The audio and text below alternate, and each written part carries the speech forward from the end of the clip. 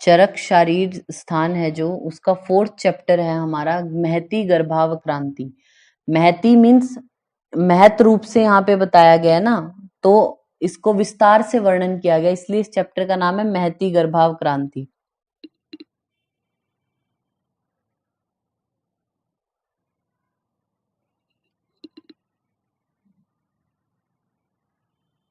तीन नंबर श्लोक में देखिए, इसमें 3 नंबर श्लोक की जो हेडिंग है, गर्भ विषयक 8 प्रश्न पूछे गए यहाँ पे।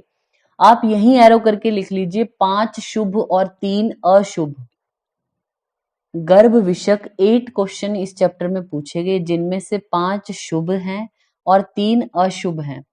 और जहां पे ये चैप्टर स्टार्ट हो रहा है आपका महती गर्भावक्रांति, वहीं पे आप एरो करके लिख लीजिए गर्भ की परिभाषा।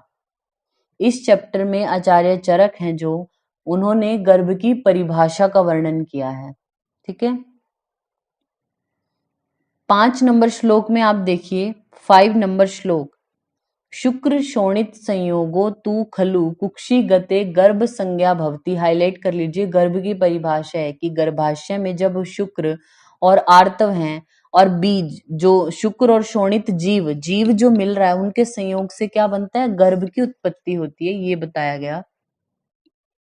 फिर इसके नीचे क्या होता है, देखिए 7 नंबर श्लोक में देखिए 7 नंबर श्लोक, यहाँ पे बताया गया कि गर्भोत्पत्ति क्रम का वर्णन यहाँ पे किया गया कि कैसे गर्भ की उत्पत्ति हो रही है। तो फर्स्ट लाइन लास्ट में देखना, गते पुराणे रजसी नवे च अवस्थिते, जिसका पुराना आर्तव संचित हुआ था वो निकल गया, मीन्स मेंस्ट्रुअल फेज चला गया जिसका। शुद्ध स्नाता, अब वो स्नान करके शुद्ध हो गई है।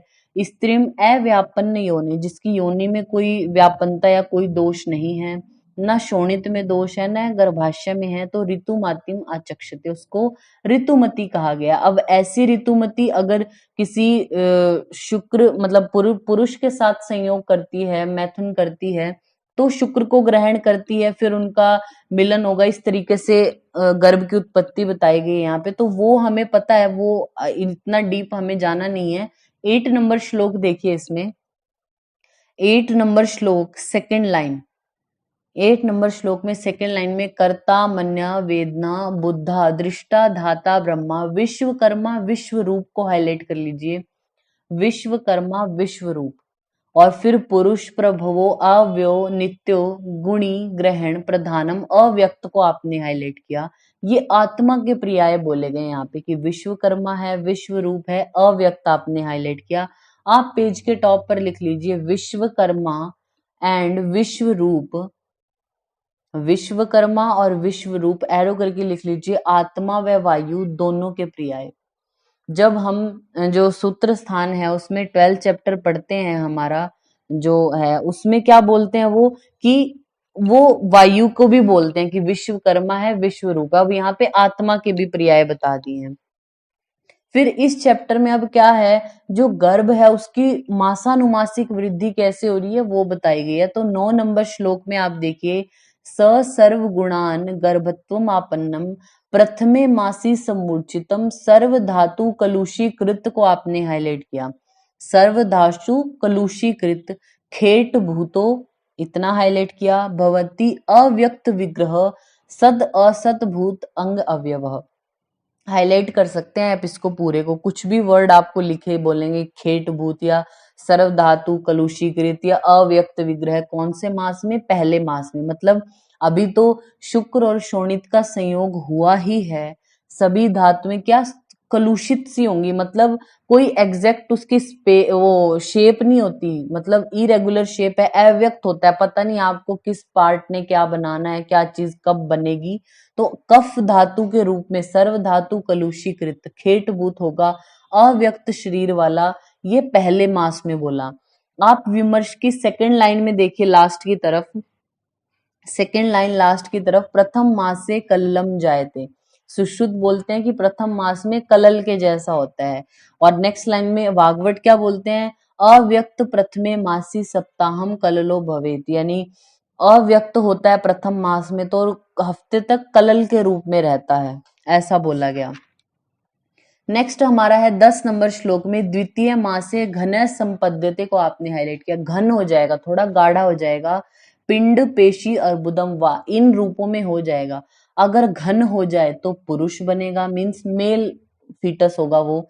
पेशी स्त्री, स्त्री मतलब पेशी के रूप में हो गया तो स्त्री होगी। अर्बुदम नपुंसकम इति, अगर नपुंसक बनना है तो अर्बुद जैसी शेप हो जाएगी उसकी। ये जो घन बन रहा है, हार्ड हो रही है अभी ये चीजें, अगर वो घन रूप में हो जाए तो पुरुष, पेशी रूप में हो तो स्त्री, अर्बुद रूप में हो तो नपुंसक बनेगा। जब हमने सुश्रुत संहिता में पढ़ा था तो वहां भी पढ़ा था, यदि पिंडी पुमान, जब पिंड रूप में होगा तो पुमान, स्त्री च एत पेशी, पेशी रूप में तो स्त्री, नपुंसकम च इति अर्बुदम, तो अर्बुद होगा तब नपुंसक है।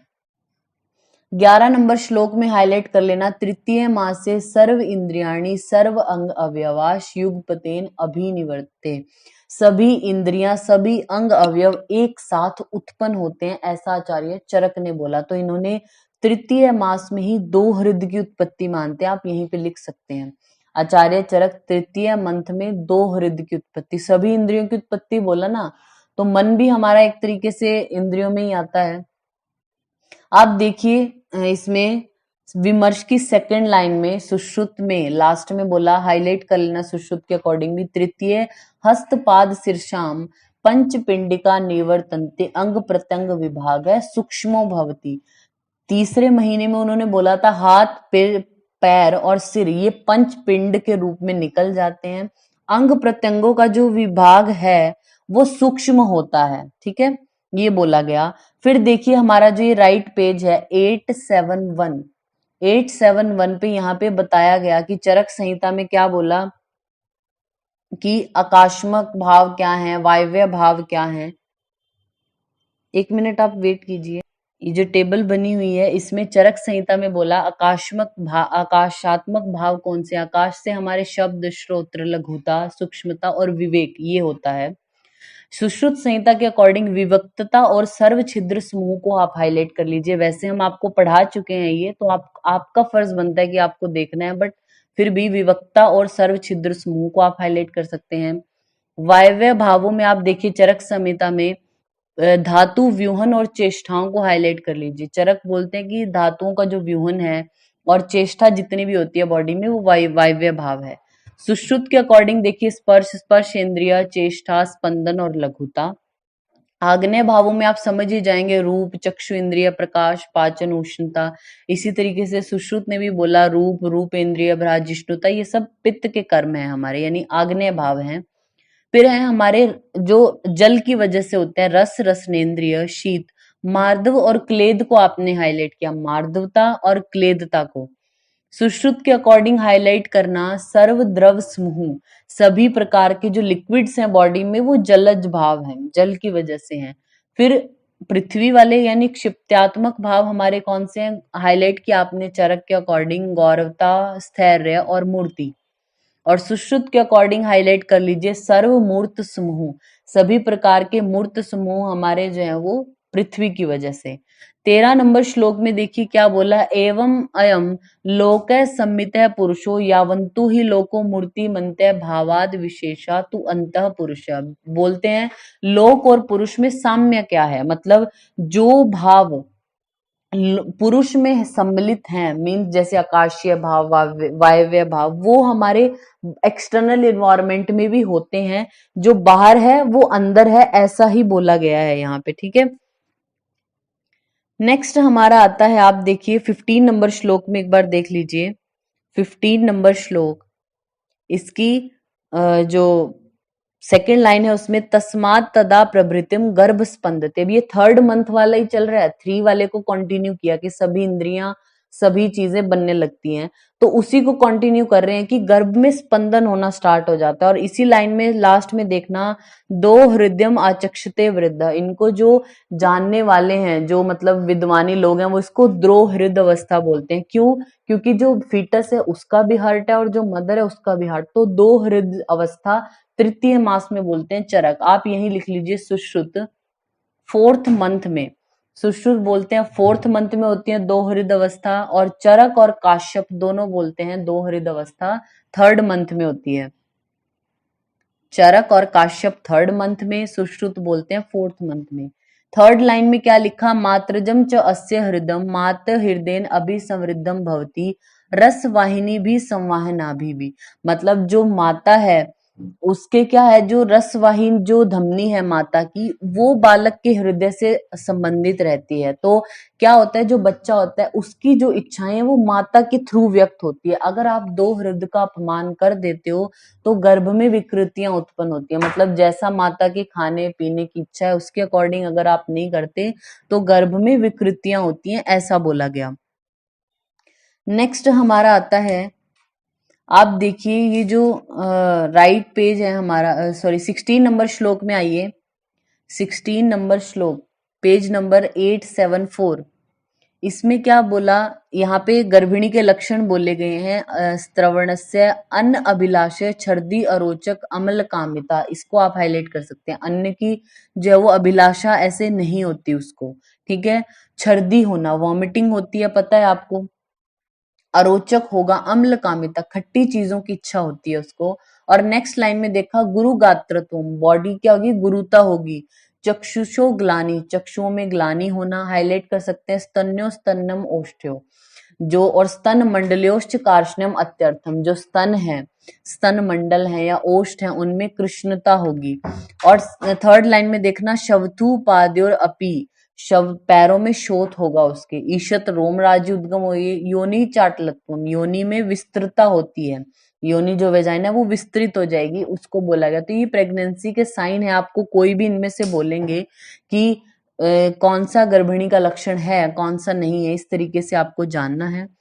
फिर 18 नंबर श्लोक में बोला, गर्भोपकातकर भाव, जो गर्भ के लिए अच्छे नहीं है वो कौन से हैं, ज्यादा गुरु, ज्यादा तीक्ष्ण चीजें या ज्यादा दारुण चेष्टाएं करे अगर स्त्री, रक्त वस्त्र नहीं पहनने होते, मदकारी चीजें नहीं करनी होती, वाहन आदि सेवन नहीं करना होता, मांस नहीं खाना है, इन चीजों का दूर से ही त्याग करने को बोला गया है, ठीक है।